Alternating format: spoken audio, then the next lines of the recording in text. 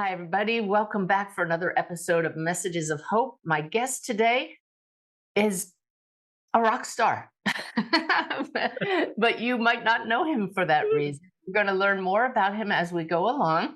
He has written a book that I endorsed, and that's the purpose, but we'll let him tell you all about that as this conversation unfolds. I want to welcome to the show Moshe Gersht. Welcome, Moshe. Oh, thank you so much, Suzanne. It's a pleasure to be here. I appreciate this.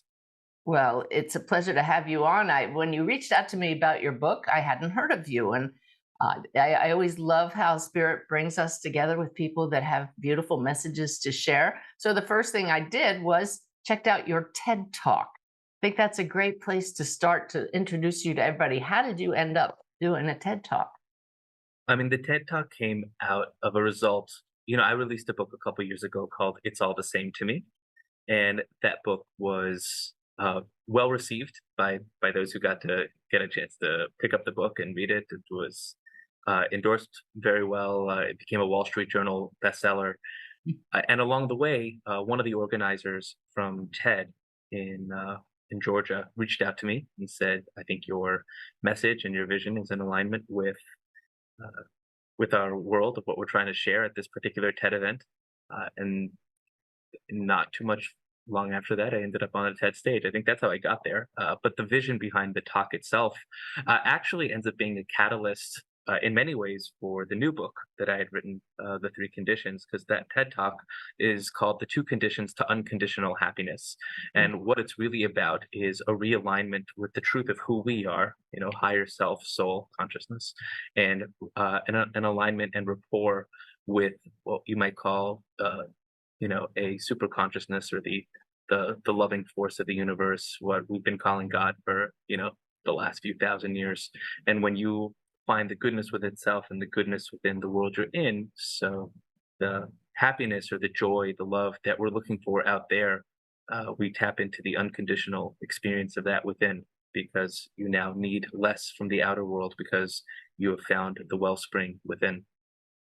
I love that. Beautifully stated. And what snagged me in what you said there, besides goosebumps right from the start, everybody who watches this program knows that I have multiple goosebump moments, and I hope they do too, is how you said, we've been calling this force God for thousands of years.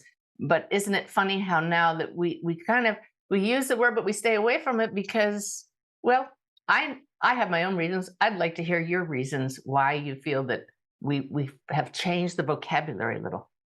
Yeah, I think there's a handful of reasons why we've changed the vocabulary, but if we just zoom in on one point, the word God has been associated and depicted with certain images and ideas that are very human made by definition, right? There's a lot of human constructs that we attribute to God, which don't have anything to do with what God, what source energy, what the creative force of this reality is right behind that. And so we get lost in very often in language. Like you said, before we got on this call, you said, language is really important to you. And language is so important because you can either miss or make a relationship based on assumptions and expectations we have based on what a word might mean.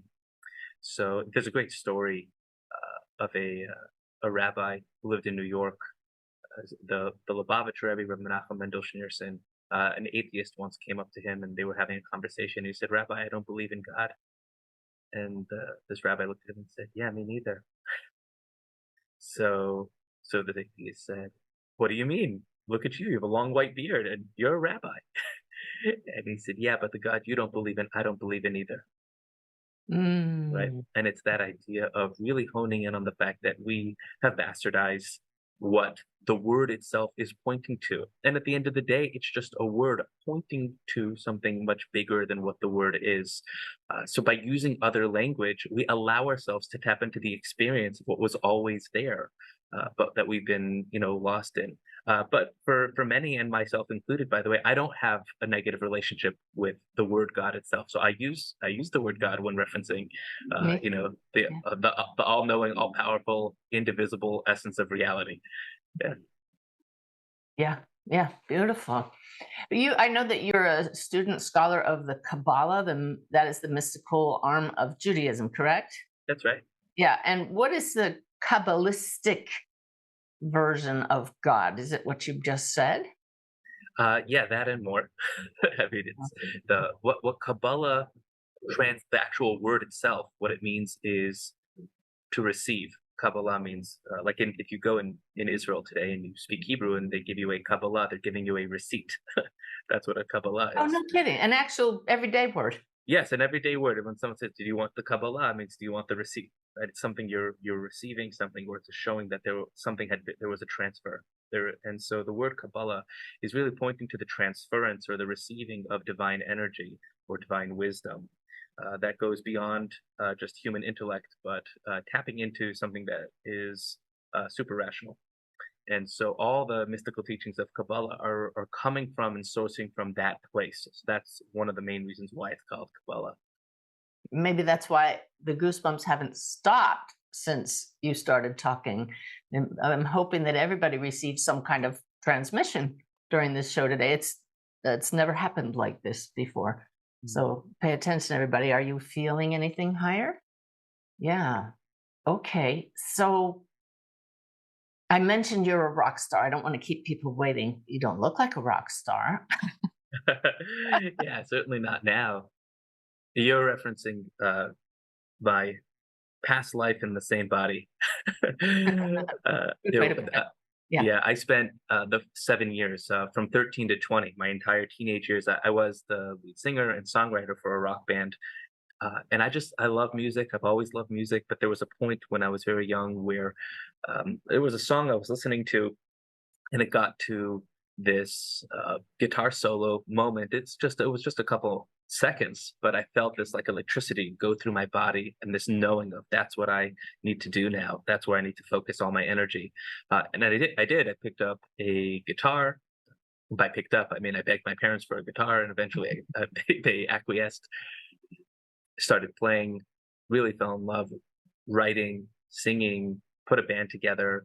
And at some point we were signed to a record label, touring the country, the radio, MTV. I mean, the whole 9 yards, really, Yeah. really involved in that This world. intrigues me. You started this at 13, you did it till you were 20. At what point how old were you when you got the record label and started touring? Yeah, record deal was at 18.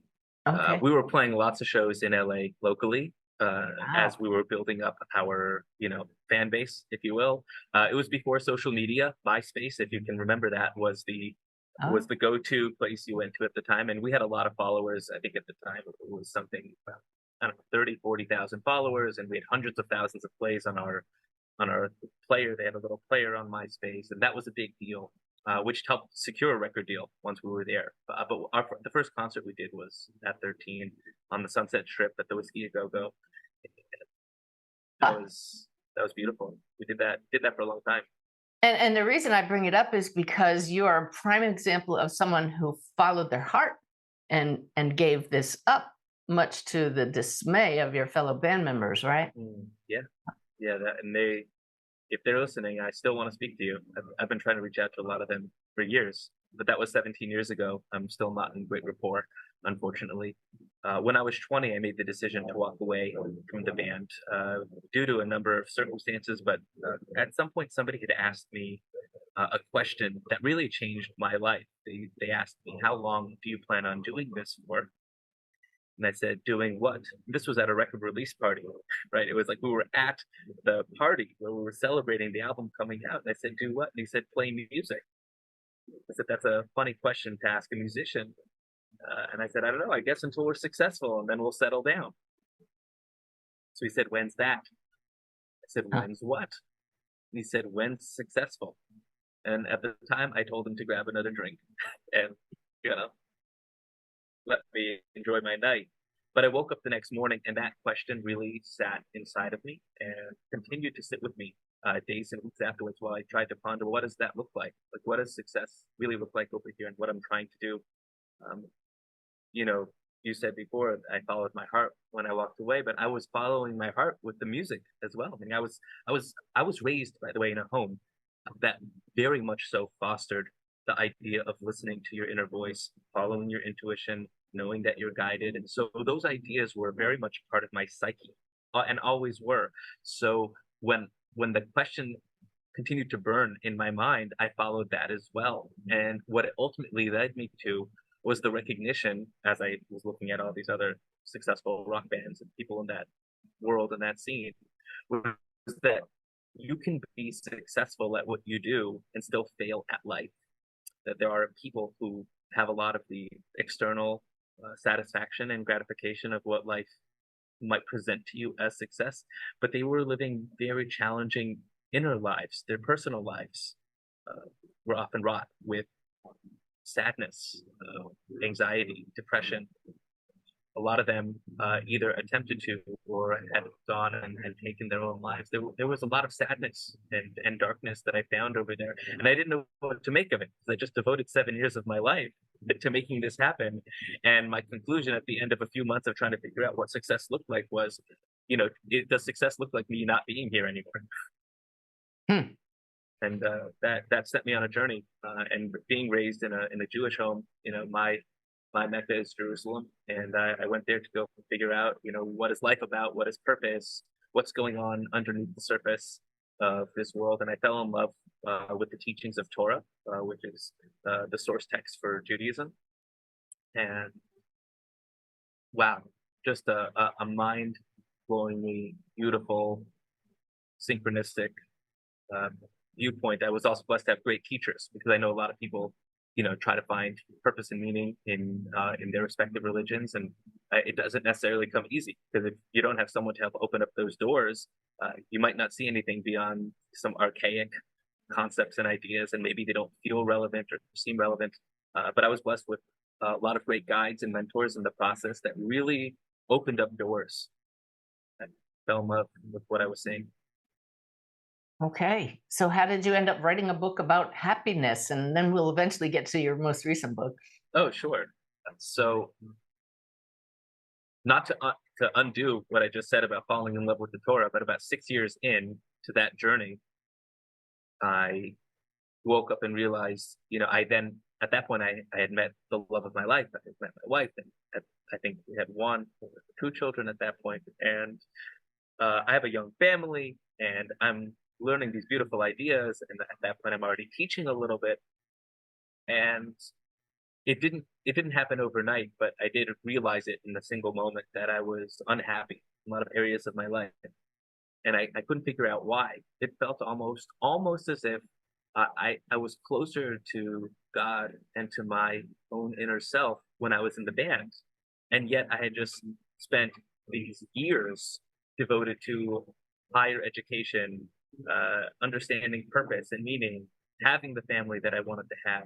And here I am feeling anxious, overwhelmed by my children, overwhelmed by the finances, overwhelmed by my need to show up and, be this philosophical person that has all these answers. You show up, and when you have spent that much time learning anything, people expect you to know the answers to all the questions. So I had a lot of pressure that I was putting on myself, and I was completely unaware that all those things were happening. So when you're being overwhelmed by those things eventually led to stress, and that stress led to anger. And then I was overwhelmed by anger, and then I was feeling sadness, depression, and shame. And all of these wounds were coming up, childhood wounds, and it was a hard time. There was a good couple years where, on the surface, if you had come to one of my classes, you might have been dazzled by intellectual wizardry, but then I could come home and crash on the couch, and feeling totally empty, and I didn't understand it. So I went at some point. I had realized that I needed to seek help and figure out, well, what's going wrong? Where's the missing link? Because if you have this beautiful wisdom that seems to be pointing to concepts of happiness and inner peace and joy, but I'm not experiencing that.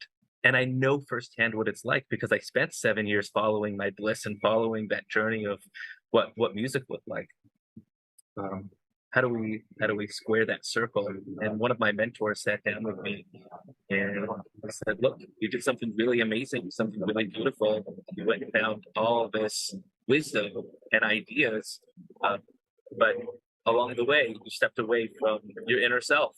And now your job is to turn around, go find that place, really, contextualize who you are within the world that you have found inspiring. That in that journey, that's when I really started looking more into the world of Kabbalah and Hasidus. Hasidus is hard to pronounce in English because of the het in the beginning, so I think normally we call it Hasidus. But that's the side of Torah that specifically focuses on consciousness, the psychology of a human being, the psycho-spiritual side of reality, the energetic side of reality, and how all the pieces come together. This is what I find fascinating. Speaking of languages, as I've studied spirituality and different religions and science, they're all pointing to the same thing, only it depends on what word we choose. You're talking about Hasidus and the Torah, and then the second you say consciousness, I say, oh, I understand that. So Right. it all got you to filling this emptiness, though, right? Yes, and that's exactly right. At the same time, somebody had handed me a new age spirituality book. At that point in my life, again, 7 years of being in a rock band, I wasn't a big reader. That wasn't my thing. And then I went head first into this, into the Talmud and the Torah, all these books that were written thousands of years ago and their commentaries. And I hadn't actually looked at anything written in my time period ever. Really never gave it that thought. And that's just how the life unfolded for me. And I was probably around 28 at the time. And what I was saying was the language written 20 years ago, describing the things that I was saying from 2000 years ago. They were just talking about the same thing in their own way. And that put me on a path where I wanted to see, well, how else do we describe those same inner experiences that are universal, that all human beings are working through? And whether that's through the lens of psychology or new age spirituality, or whether that's through self-help or personal transformation, even just picking it up in how people look at marketing.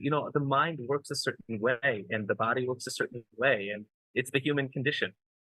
And so when I found the confluence of ideas, I was enamored and inspired by our ability to speak about these universal concepts, to be able to tap into that higher consciousness in a way where we can all live a life that we want to live, to be more in alignment with that space. Eventually, that led me to an inner calling, if you will, a calling, a movement, a stirring inside that said, well, you've spent all this time learning the depth of what Torah has to offer. You then went on an inner journey to make sure that those ideas were not just ideas in the mind, but were able to be integrated in the heart. You've gone through your own personal transformation, and now you've seen a body of work that gives language to ancient ideas.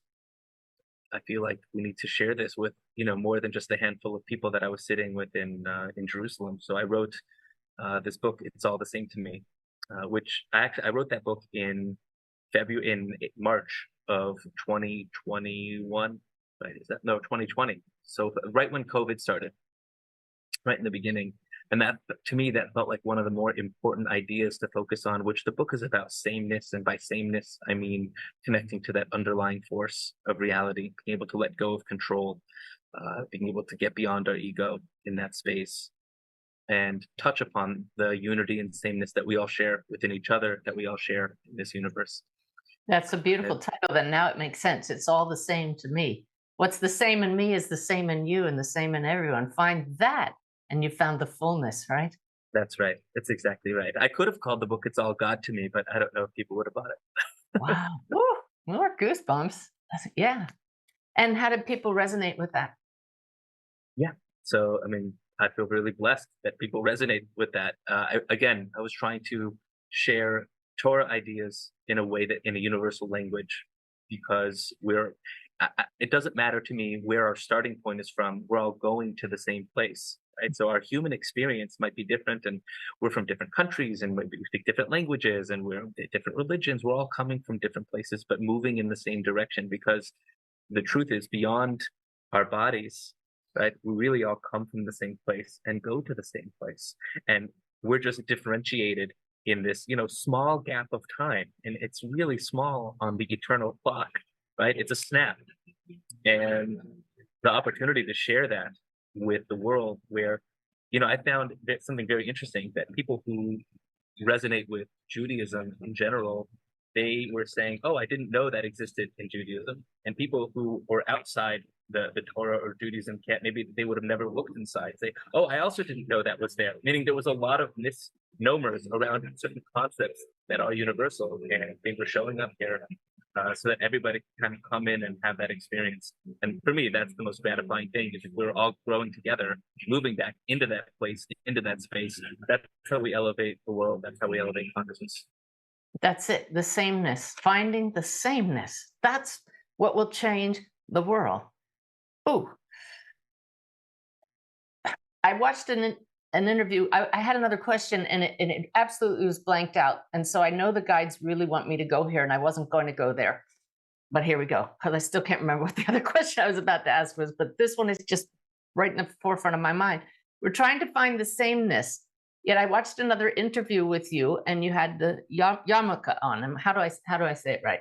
Yarmulke. Yeah, you said it right. Yarmulke. Okay. Kippah. Yeah. And you're wearing one now, but we Yes. can't see it. But during that interview, Moshe, that's all I could see.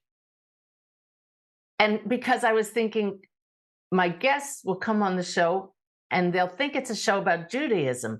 And my guides kept saying, this is the perfect opportunity to see beyond the physical senses and find the sameness. And yet you still wear that.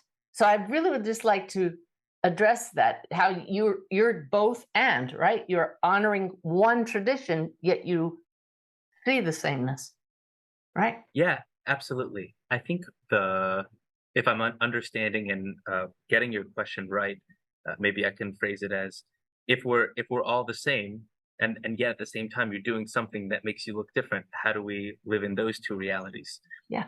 And for me, my perspective has always been that no matter where you are and where you're from, we honor the world that we find ourselves in, right? We honor this reality.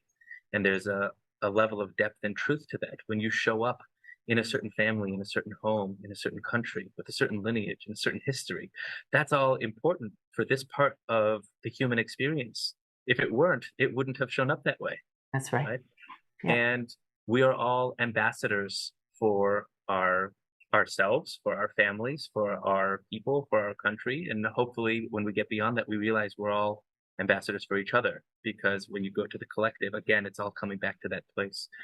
So none of, I think a lot of people want to do spiritual bypassing, where they just say, oh, I'm going to disregard the stuff that shows up in my physical or material existence. But that's part of the spiritual experience, is the physical existence. And, your personal story is a beautiful part of the tapestry of reality, of the cosmos, right? So, for me, being born and raised in a Jewish home, I mean, I owe all of my growth to the world that I come from, to the part of me that resonated on such a deep spiritual level with this heritage. Maybe had I been born in another family, maybe I would have found this consciousness, or maybe not. Maybe I had to go through this path where it's specifically through Torah and Kabbalah and Hasidus that I find this consciousness and now get to act as a voice for a higher order through my own tradition to help bridge these worlds with other worlds. So, I just find the web just so amazing, the web of connections of all of us. Yeah. And I'd like to briefly touch on this because it's not the main theme of the show, but how can we not talk about the fact that you were in Israel on October 7th when the attacks from Hamas took place, and you heard the explosions? Yes, I did. I woke up that morning and went outside. It's a holiday that day, so I was on my way to the temple, and I heard just these loud bangs, one after the other, bang, bang.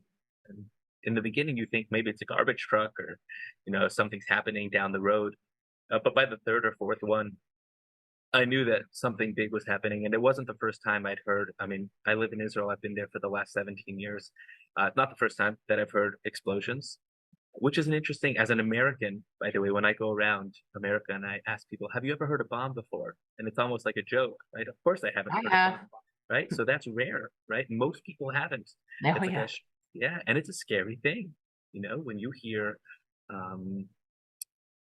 the noise that loud, or when you hear it coming down, right? That sound before it hits, it's chilling.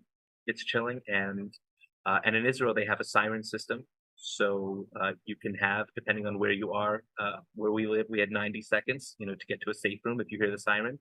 But the siren itself is scary because it means something is coming, right? It means, Yeah. you've got about a minute to get yourself and get your family, make sure everyone is safe. And so that day was solemn, wouldn't even begin to describe. It was scary, frightening, anxiety ridden. We also didn't know what had happened yet. We were dancing. It was a holiday. There was we were all dancing in the temple when this had happened, and then it was siren after siren after siren after siren. And then when we finally did find out, it was a week of collective mourning. Just, I think, more sadness and grief than it was fear, because first it was recognizing this happened. How could this happen in 2023, right? In the 21st century, and just a painful loss for the people, for everyone that is impacted, and really for humanity. It was a really, really painful point. And then it was processing. And that's where I'd like to go with this, based on the topic of this show, is that, okay, now the aftermath and what is still going on now, and this show will be on the air for years now, but we've seen so much division that's surprising to many of us, and the reaction of people. And yet this is such an opportunity, because humans learn from trial and error and from our pain. So I would like to know how seeing things through the lens through which you see the world now has helped you, and what advice you have for everybody as they look at the multitude of viewpoints that people are choosing now. Yeah. I think when we make life simple, it makes life better. We tend to overcomplicate things. Murder is bad. Kidnapping is bad. War is bad. That's not what we are looking to experience as a collective, ever. That's not what we're trying to do. And in that same breath, the world today is, in my opinion, significantly better than it's ever been. I believe we're living in the best time in human history. Well, I hope so, because we're supposed to be evolving ever onward, ever upward. Yeah, well, exactly. And I know a lot of people have a feeling of doom and gloom, and they get caught up in a world of social media and a world of the news. And it doesn't matter if you listen to, a Fox or a CNN, whether it's, projecting one story or the other story more. There's just a lot of negativity that is being filtered into the human ecosystem in terms of what we're digesting with our minds.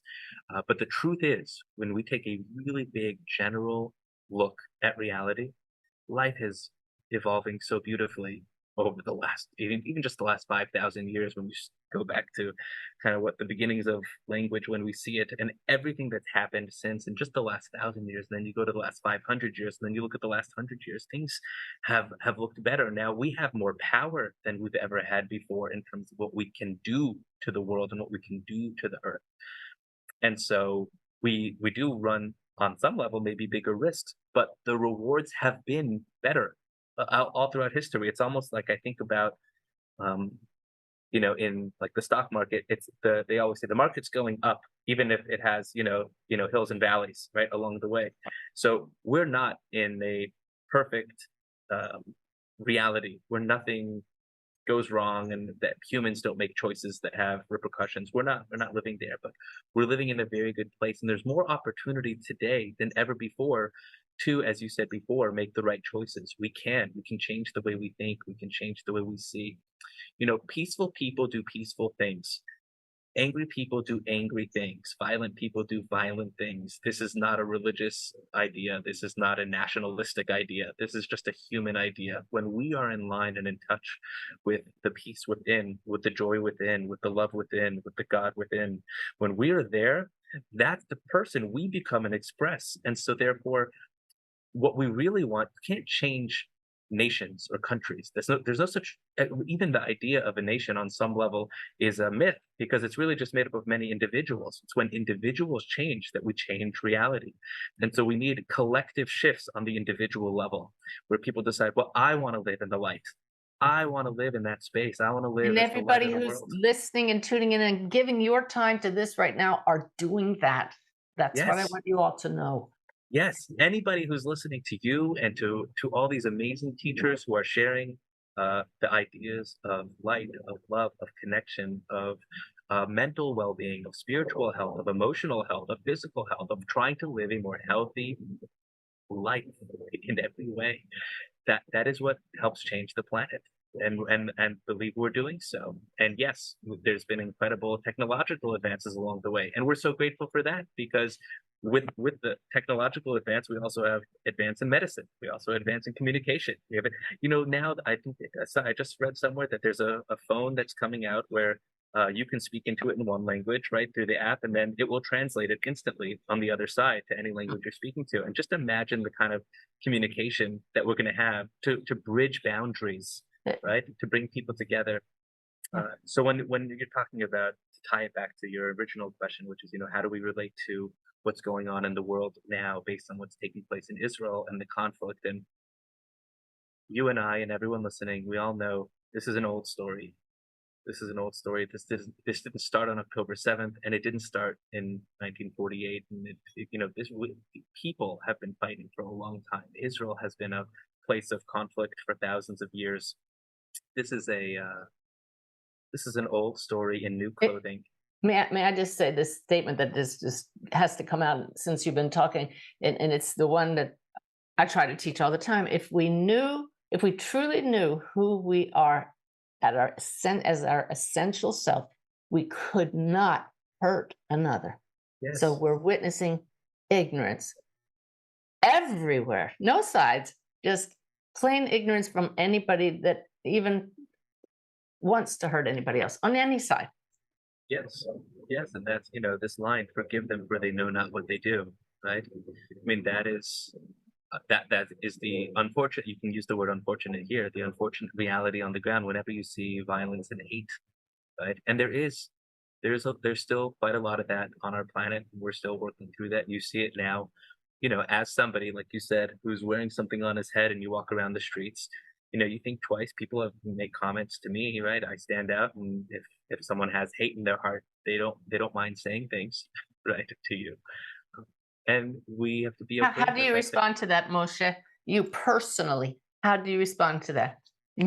Being the spiritual teacher who you are, I would love to hear your reaction. Yeah, usually they're not a person who can hear, so I'll just kind of nod, give them my nod, and keep walking. There's no conversation that's really happening.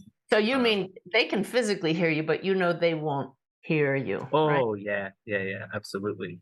But if it's somebody who wants to have a conversation, sometimes I'll get people who they just want to talk about what's going on, and maybe they have a leaning on the inside, but I don't feel the hate, right? When somebody comes with vitriol, and there's negative energy that's coming from them, all you can do is be the space for them, and God forbid, if it feels violent, then you can get out of that space and try to move away from there.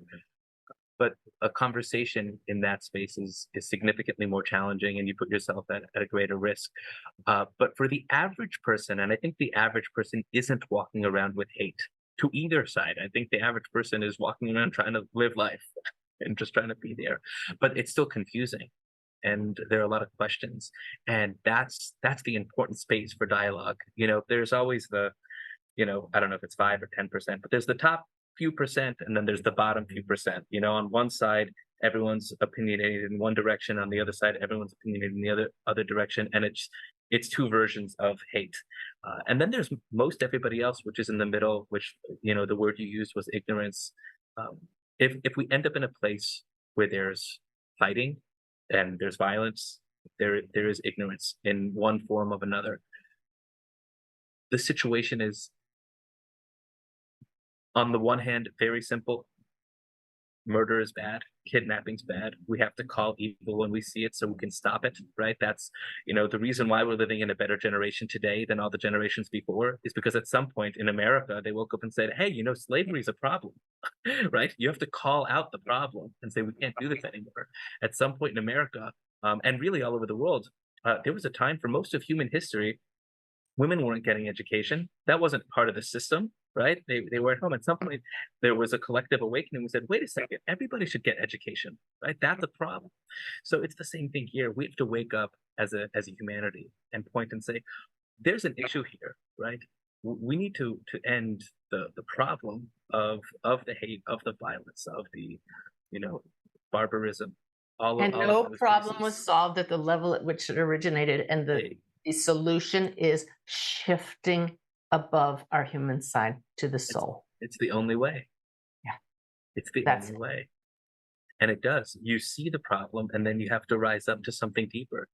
If we could have solved it from the mind of the problem, it wouldn't still be there. And so when we make that shift, coming back to what we spoke about before, when you and I, and when you, the listener, whoever's tuning in right now, when you make the decision to be kinder, more peaceful, more loving, not to the whole planet, just to the person that you're with and to yourself, and you live in that space, you change the world. And guess what? Now you become a channel for new ideas, for insights, for creativity, uh, for a new light to come through you. And maybe it's just a single word that you say to someone. Maybe it's a smile. Maybe it's a hug. Whatever it is that comes through, we don't realize how powerful we are when we do that. And the energy of light and goodness and positivity is significantly more powerful in the dark, Yes, indeed. Being the right? What presence of peace, even when those around you are falling into human ways of conversing and interacting. Be the presence of peace and hold that. That's what you were talking about, holding sacred space when Yes, someone's in your face. yes. And When you that's a go in, skill. That's a skill that we learn. yes, it Yeah. is. When you light a candle in a dark room, the room is lit. You don't need many. Just one is enough to open up all the darkness, all the space. And if we add more candles, so then all of a sudden you're in a lit room. But one is enough to dispel much darkness. Wow. So I said at the beginning we weren't going to talk too much about this, but it had to be talked about clearly. Beautiful. In fact, we're going to bump this up in the order of podcasts that we do. Make this one sooner rather than later. Thank you for that wisdom. So before we run out of time, I thought most of the show was going to be about your latest book, so we better talk about it. The Three Conditions: How Intention, Certainty, and Joy Will Supercharge Your Life. Take it away, Moshe. Where do you want to go with this?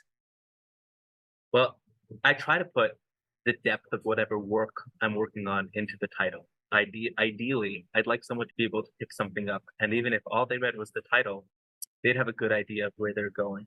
And so, what the three conditions are the pathway by which one can live what here I'm calling a supercharged life.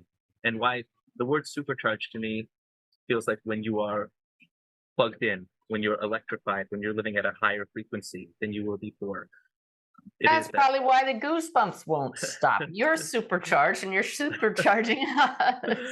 It is it is an amazing way. You know, everybody shows up on this earth, you know, with or without their knowledge, their human knowledge, at least that is. And then at some point we check out. And then there's the life we live along the way, right? It's how we get from the beginning to the end, the dash on the tombstone, right? How did we live that Oh, space while oh, we're here? I love that. Right? That is That's our life, the that's dash our on whole life. It's the dash. Our life is the dash.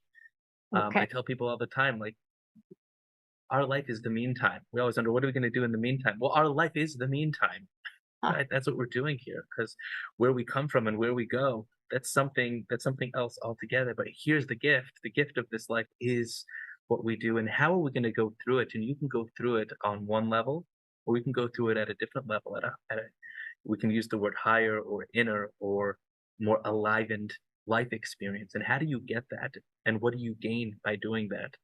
Well, what you gain are both the psychological and spiritual effects of living at that space of love and joy and peace and higher consciousness. And psychologically, what you're going to get is a better worldview, more resilience, more confidence, more better behaviors. The behaviors you want to elicit, your relationships are going to look better. Everything is better when you think about it for a moment. How do you respond to a hard situation when you feel good? And how do you respond to a hard situation when you're already frustrated? right? Or when you're already sad. They're completely different responses. We act and behave as a reflection of our state of consciousness. Always. That is a pervasive part of our human experience. So psychologically, we get that shift when we're living supercharged. And then there's the spiritual or energetic gifts of living in that space. And that has to do with what we're attracting in our lives, the people that show up in our lives, the events that show up in our lives, the places we happen to be there at the right time or the right place. And again, now you bridge those two worlds together. And because psychologically you're looking at what we would call the bright side, so you're seeing life as an opportunity. You're seeing life as lessons to be learned and pathways to be trod, right? Like where you're out there to experience. And some people think those are the lucky ones, but it's not that some people are lucky. It's that some people are looking, right? They're paying attention, and they're paying attention because they're plugged in into that space. So that's what we're looking for. And then what those three conditions are, what I'm calling here intention, certainty, and joy. Those are code words for intention is who are we really? What is our true intention for this reality when you connect to the soul of your being? And our true intention for this world is to love and be loved, right? To create, to be the created and create, to channel that higher self. And that's our true intention. So it's realigning with the goodness and power that we are. Certainty is when you take the lens off of you and you look at everything that's not you. When I say everything that's not you, I mean everything that's not you, right? So from the clothes on your body to every experience you have and every person you meet, all the places you'll go, right? Those are all the things outside of you. And do you see them as part of a loving, guiding, supporting universe?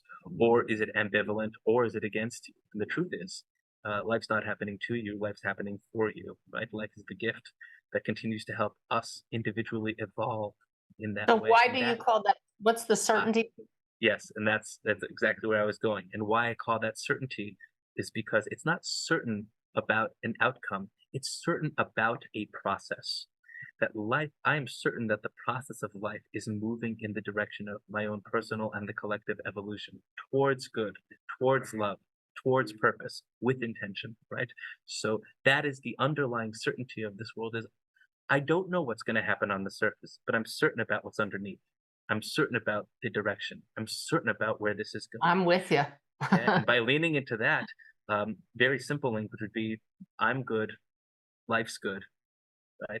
Again, I just have to tell everybody, if you read a page a day of his book to help you gain this certainty, at the same time that you read the news every day, something like that, to counterbalance this negativity that the media throws at us, you'll be heading in the right direction instead of the wrong direction. Okay. That's kind of you. And I'm serious. I mean, this is what we have to do to counteract the human behavior around us. We have to come at this from the soul's perspective, from the higher side. Yes. And so when we reconnect that place within and that place that surrounds us, we can know that we're living in that space based on our sense of joy that we experience. That The love, that litmus joy. test. Yes, it's the measuring stick by which we can say, oh, am I in alignment with this truth? Because if I'm not feeling good right now in my body, if I'm really not feeling that connection, so my perception either of who I am or what life is skewed, right? And so by realigning in one of those two areas, you bring yourself back into that place you can actually sense and check into how you're experiencing those two realities. So that's like a nice, good summary of what it is that we're speaking about in the book. So it's about helping us connect back to the truth of who we are, awaken to that space, awaken to the truth of what life is, know that joy is our nature. And if we're not feeling that, that means we're out of touch with our nature, out of touch with our natural experience, what life is about. And then once we're in that supercharged state, we have to realize we're co-creators in this universe. We're making a beautiful reality. Absolutely. So you provide guidance on how to get back in alignment, or is it all just reading? Are there practices and such? Yeah, there's quite a lot of practice. I try to structure the book as the chapters go concept and then practical application, concept, practical application. It weaves back and forth. One of the ones that I think are just very important, there's a concept in Hasidus. I'll tell you the Hebrew and then I'll translate it for you. It's called Havdalah, Hafna'a, Hamdata. And what that translates to loosely is to separate from or unblend, to surrender or release, and to integrate or sweeten. And that's a 3-step process in how to actually deal with our emotions when we find ourselves dissonant from the higher self that we want to experience. So that first step of unblending is actually becoming a witness to the emotion, right? Taking that step back, becoming conscious. It's that mindful step where we awaken to, okay, I'm having this feeling of anger, fear. I feel it in my chest. I can experience it here, or maybe I feel it in my abdomen. And just becoming the witness of that. And that already does a tremendous amount, right? As opposed to I am angry, there is anger in me. There's a major shift in terms of who you are and what's happening within. And then that second stage is about acceptance, surrender, release. And what that step is about is actually moving away from our natural tendency, which is to resist any negativity, but to actually allow it to be there. And whether that's mentally or verbally expressing that, it's coming into an okayness with the experience. It's really allowing and surrendering to, yeah, okay, I'm feeling this way right now, and that's okay. I don't have to fight this anymore. It's really becoming present with what's taking place. And then that third step of reintegration or sweetening, as the language implies, is really about being able to go in now and say, okay, well, if this came up for me, it came up for me for a reason, right? Whatever experience I'm having on the inside is showing up to teach me something or to keep me safe, or because it thinks I'm going to be happier if I have this emotion within me right now. And then to be able to express gratitude and appreciation for that space. The hidden step is if a person wants to go beyond it, you can then ask for guidance and clarity now that you're there. Well, how do I get to where I want to be, right? What are you trying to teach me? What are you trying to tell me? So for me, that's one of the, like, it's a key teaching that no matter who you are and where you're from, when we become mindful of that inner space, you don't have to be able to give an answer, a rational answer for why something's happening on the outside, but we are able to go on the inside and deal with how we're experiencing reality. The other day I was running a convention. I'm not running the convention. I was at a convention speaking, and a person came over to me, and they were talking to me about the challenge that they were having with their spouse, and saying how he's angry all the time and he's frustrated about this particular thing. He said, but I know that I'm supposed to be better, and I know that I'm supposed to be kind, and I know that I'm supposed to be good, and then that frustrates me even more because I'm not, and I'm having all these reactive, pieces. And he just kept going back and forth. So I'm angry about all this, but I know that I should be better. And that makes me angry because I really should be better. But I'm really angry about all this. And, the more he spoke, I could see him getting animated and frustrated with himself, even as he was speaking. And I looked at him and I said, well, do you understand why you're angry? He said, of course I understand why I'm angry. I just told you. I said, does it make sense why you're angry? He says, of course it makes sense. Didn't you hear me? I just told you. She's doing this, that, and the other.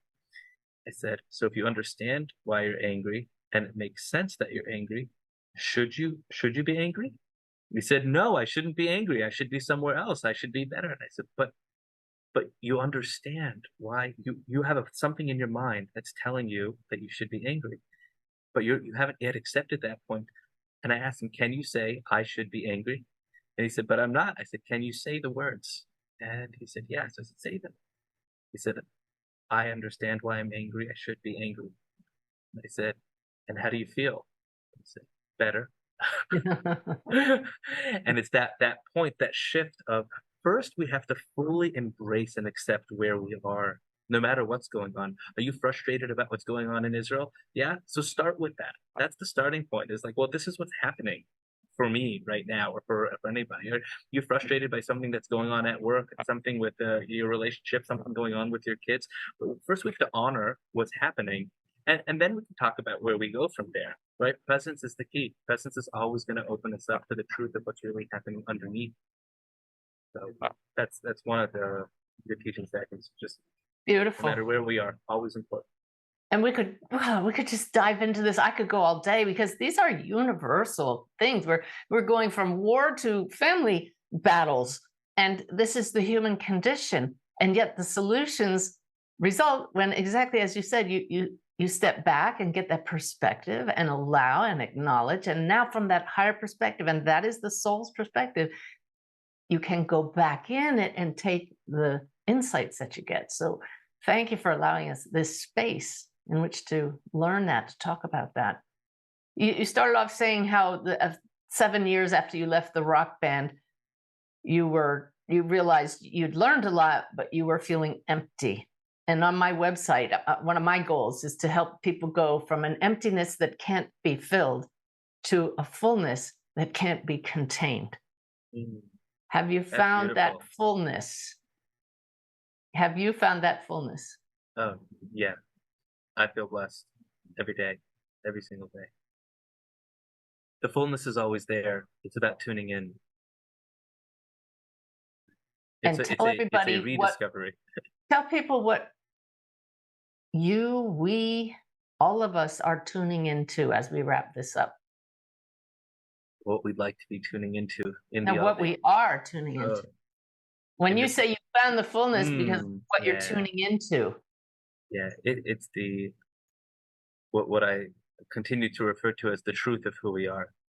Capital T, the truth. It's the essence. It's that soul space. It's the goodness that pervades our reality, that gets lost in translation at times, but is always there. And whether we call that our soul or our consciousness or our spirit or God, the fullness that is there is the fullness of capital S self, capital T truth. Right? It's the fullness that is beyond the ego, which convinces us that we need to have something, do something, be somewhere to be anything. But what we really need is just to connect to our essential being, the timeless presence that's been with us since the moment we were born. It will be with us beyond. Beautiful. Yeah, I got snagged when you said, though, that the truth of who we are gets lost in translation. And I went back to the example you gave me about technology, how we're going to talk into the phone and say one thing, and it's going to come out another way on the other end of the phone. But what you just described to us is beyond words and doesn't need translation. Yeah, in the Tao, it says the Tao that can be named is not the Tao, right? There's an idea that the moment you try to trap it in words, you're already losing it. And yet we still need to speak about it. So we talk around it and we talk about it. And those who know, know. And those who know, when they are with others who know, they see and they feel and they sense. And we walk in the direction of that knowing. And we walk together. We do. And that's why we're so happy for this community, the Messages of Hope podcast community, the Awaken Way community. We walk with you and you recognize truth when you hear it, when you see it in each other. And that's why you keep coming back, and we appreciate you. And we want you to share what you know with others. And in that way, just like Moshe said, you're that light in the room, in the darkness. One candle makes a difference. Every one of you matters. So thank you so much, Moshe, for joining us. It was just a beautiful, beautiful time together. The pleasure is mine. Thank you so much for being such a light in the world. Such a gift. Well, it's all a blessing. Thank you, everybody. We'll see you back next week for another episode of Messages of Hope.